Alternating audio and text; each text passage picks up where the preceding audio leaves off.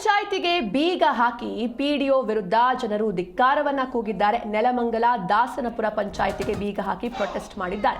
Dasanapura PDO Usha ವಿರುದ್ಧ ಸಾರ್ವಜನಿಕರು ತಮ್ಮ ಆಕ್ರೋಶವನ್ನ ಹೊರಹಾಕಿದ್ದಾರೆ. ದಾಖಲೆ ಮಾಡಿಕೊಡಲು ಲಂಚ ಕೇಳಿರುವಂತಹ ಆರೋಪ ಕೂಡ ಕೇಳಿ ಬರ್ತಾ ಇದೆ. ಪಿಡಿಒ ಉಷಾ ವಿರುದ್ಧ ಧಿಕ್ಕಾರವನ್ನ ಕೂಗಿದ್ದಾರೆ ಸಾರ್ವಜನಿಕರು. ಸ್ಥಳದಲ್ಲಿ ಪಿಡಿಒ ಹಾಗೂ ಸಾರ್ವಜನಿಕರ ನಡುವೆ ಜಟಾಪಟಿ ಕೂಡ ಜೋರಾಗಿತ್ತು. ಅಂದ್ರೆ ಕೆಲವೊಂದಿಷ್ಟು ಡಾಕ್ಯುಮೆಂಟ್ಸ್ ಬೇಕು ಅಂತ ಹೋಗ್ತಾರೆ ಸಾರ್ವಜನಿಕರು. ಈ ಸಂದರ್ಭದಲ್ಲಿ ಅವರು ದಾಖಲೆ ಮಾಡಿಕೊಡ್ಬೇಕು ಅಂತ ಅಂದ್ರೆ ಲಂಚ ಕೊಡಿ ಅಂತ ಕೇಳಿದ್ದಾರೆ ಎನ್ನುವಂತ ಆರೋಪ ಇದೆ.